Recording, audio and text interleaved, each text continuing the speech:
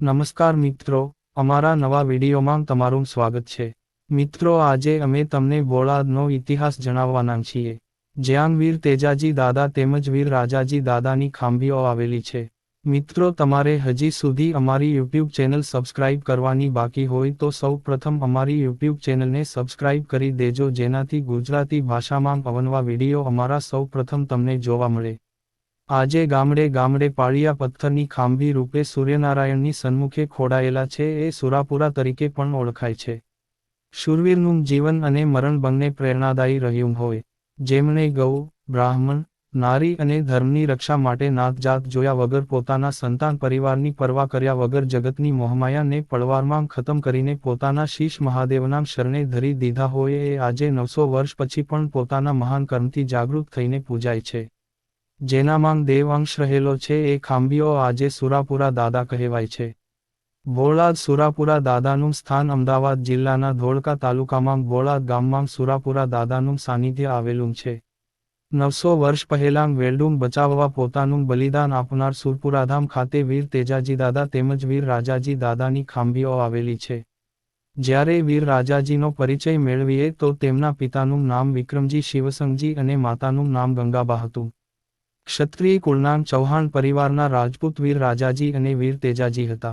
એ સમયે જ્યારે ચારણની દીકરીનું વેલડુમ લૂંટાતું હતું, ત્યારે એ ચારણની દીકરીઓની આબરૂ બચાવવા તેઓ વારે ચડ્યા હતા અને 17 નરાધામોને મારી નાખ્યા બાદ રાજાજી અને તેજાજીને પાછળથી ઘા કરવામાં આવ્યો છે. પણ એક ક્ષત્રિય જ્યારે ધર્મના ધીંગાણે ચડે ત્યારે કહેવાય છે કે સાક્ષાત માંગ ભવાની એમનામાં ઉતરે છે.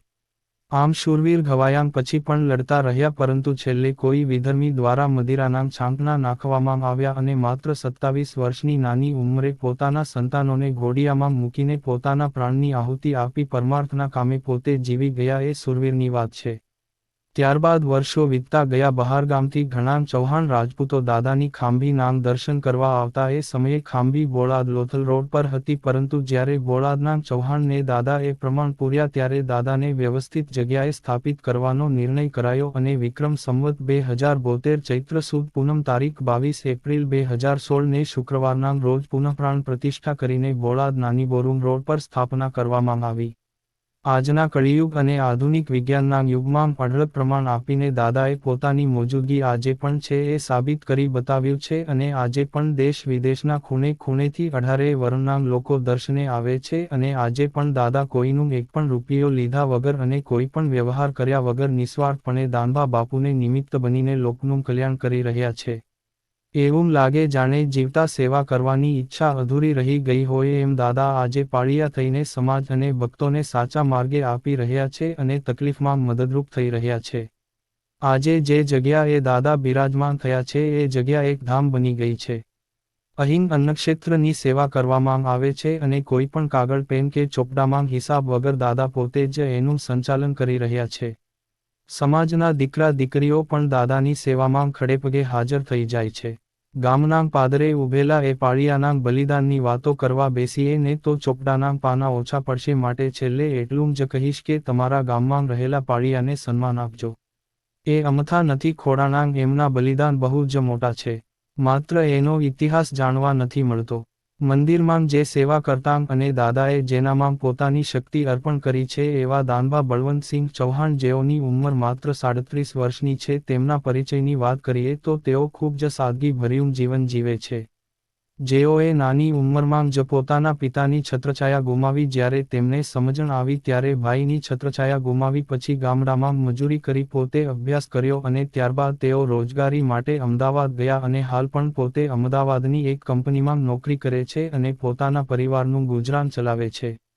એમાંથી સમય કાઢીને પોતે બોળાદ આવે છે અને દાદાના ચરણોમાં જે શ્રદ્ધાળુઓ આવે છે તેઓના દુઃખમાં ભાગીદારી કરી અને દુઃખ દૂર કરે છે. જે શ્રદ્ધાળુઓ આવે છે તેઓને જમાડવા, સૂવા માટે અને ચા નાસ્તા માટે ખૂબ આગ્રહ કરે છે. દાદાના સાનિધ્યમાં આવેલ કોઈ પણ હોય ભેદભાવ વગર તમામની સાથે વાતચીત કરે છે. ખૂબ સાદગી ભર્યું જીવન જીવે છે. સુરાપુરા દાદા બોળાદ અનેક શ્રદ્ધાળુઓ માટે આસ્થાનું અનેરું સ્થાન બન્યું છે. સૌથી ખાસ વાત એ છે કે દાદાના સાનિધ્યમાં આવેલા ભક્તોની મનોકામનાઓ પણ પૂર્ણ થતી જાય છે. આજે ગુજરાતના નહીં પરંતુ દેશ વિદેશના ખૂણે ખૂણેથી 18 વર્ણના લોકો શ્રદ્ધા રાખીને દર્શન માટે આવે છે અને દાદાના સાનિધ્યમાં કોઈનું કની પણ લીધા વગર અને સ્વાર્થપણે શ્રી દાનબા બાપુને નિમિત્ત બનીને લોક કલ્યાણનું કાર્ય કરી રહ્યા છે. દાદાના સાનિધ્યમાં દર સોમવારે રાત્રે અને મંગળવારે દિવસે બેઠક યોજાય છે, જેમાં હજારોની સંખ્યામાં શ્રદ્ધાળુઓ આવે છે અને પોતાના દુઃખ દાદાની સામે રજૂ કરે છે અને તેના પ્રશ્નોનું નિરાકરણ આસ્થા રૂપે પૂર્ણ થતું હોય છે. દેશ વિદેશમાંથી લોકો માનતાઓ માને છે અને તેમની તમામની મનોકામના પૂર્ણ પણ થાય છે.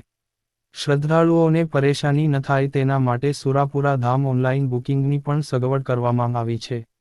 મિત્રો, અહીં આપેલી તમામ માહિતી ઇન્ટરનેટના સોશિયલ મીડિયાના માધ્યમથી લેવામાં આવેલી છે અને તમારી સમક્ષ રજૂ કરવામાં આવી છે.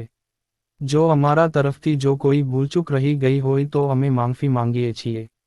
મિત્રો, તમને અમારો આ વિડિયો પસંદ આવ્યો હોય તો લાઈક કરીને શેર કરજો અને ગુજરાતી ભાષામાં અવનવા વિડિયો જોવા માટે અમારી યુટ્યુબ ચેનલને સબસ્ક્રાઇબ કરવાનું ભૂલશો નહીં. ધન્યવાદ. હર હર મહાદેવ.